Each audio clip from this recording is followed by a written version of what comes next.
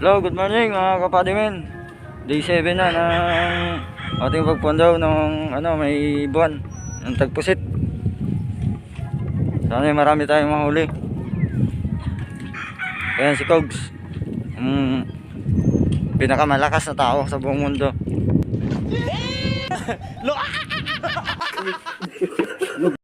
Parang wala yung isa natin si Teng. Hindi pa nagpaparamdam. Kasama namin si Topak, si Boy Tinik, si Mr. Ong. Nagpandaw na. Ang dakap mo? May langisi. Daming huli oh.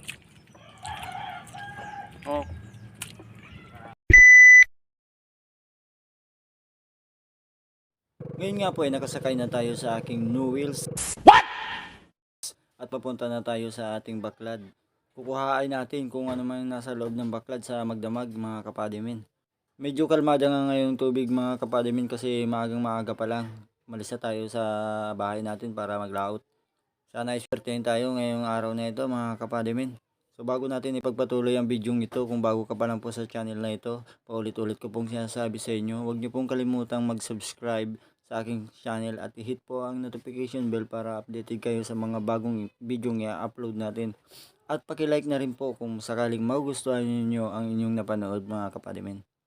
At kung hindi naman po kalabisan po sa inyo, paki-follow na rin po ang aking Facebook page. At ngayon nga po mga kapadimin, napapansin nyo, papalapit na tayo sa unang baklad natin sa malalim yan mga kapadimin. Napakalaki ng low tide mga kapadimin pero napakalalim pa dyan.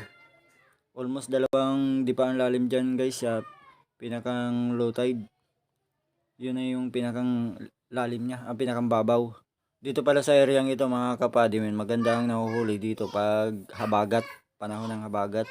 Maganda yung pasok ng isda. Maganda yung pumapasok sa baklad natin pag panahon ng habagat. Pag ganitong mga panahon ng amihan mga kapadimin, swertehan lang. Yung pusit lang talaga ang pag-asa natin dito. May mahuli tayong pusit kasi mas malalim na. Mas mayroon tsansa na mahuli ang pusit. Agad na nga nag-dive si Topak dito mga kapadimin kasi malinaw daw ang tubig. Mga kapadimin, bumaba na agad si Top. Meron silang huling mamahaling alimango guys. Alam niyo ba kung ano to guys? Yung nakuha niyang alimango. Yan o. Mamahaling alimango guys oh. Cross. Cross oh.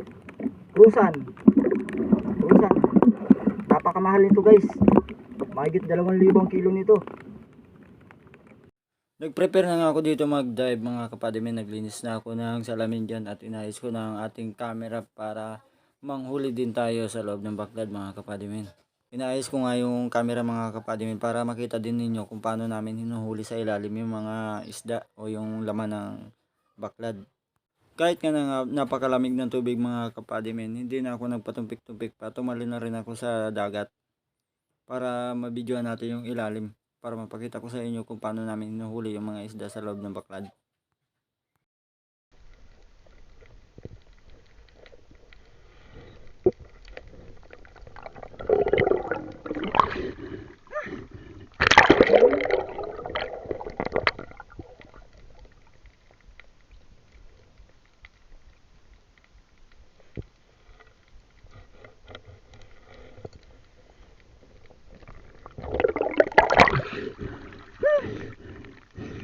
Ang laki sa ilalim.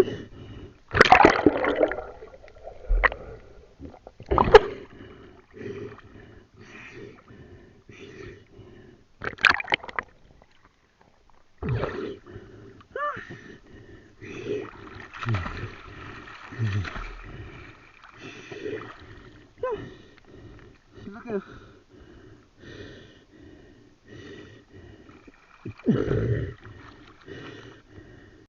Nang mga tapos nga si Topak na manalok doon sa pinakang pusod ng ating baklad, ay agad na siyang umakyat mga kapadimin.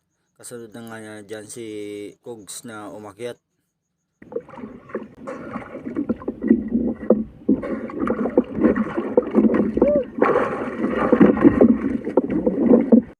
Pagkaupo nga niya guys, agad niyang kinuha yung alimango. Parang gusto na naman niyang ulamin. Masarap kaya to? Kasi napakamahal nito eh. Ano kaya ang lasa nito? Yan ang mga tumatakbo sa isip niya habang tinititigan niya yung alimasag.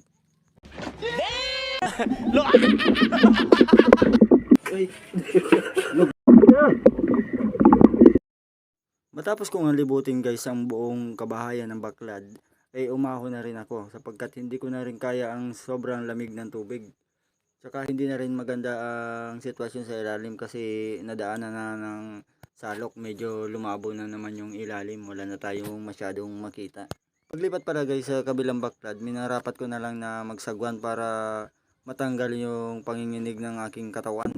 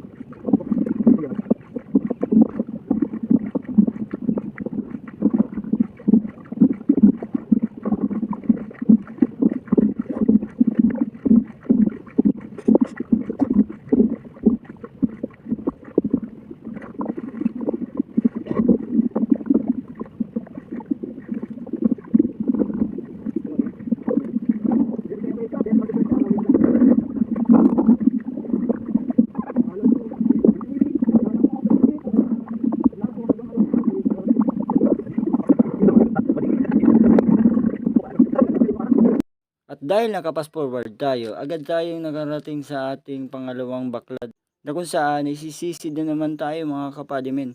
Ala tayong magagawa, trabaho ito, kailangan natin tiisin ang lamig ng tubig.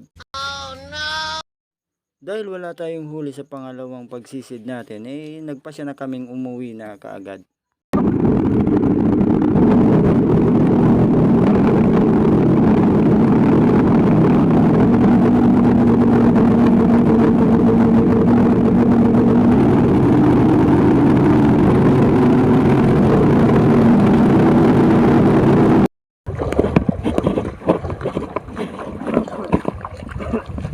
So yun guys, kauwi na kami. Naglalakad na kami dito sa aming kibasanan, sa aming playground. Ilan na huli namin, kaunti lang. So yun mga kapadimin, thank you for watching. Hanggang po sa ulitin. Maraming salamat po sa inyong panonood at suporta. God bless you po.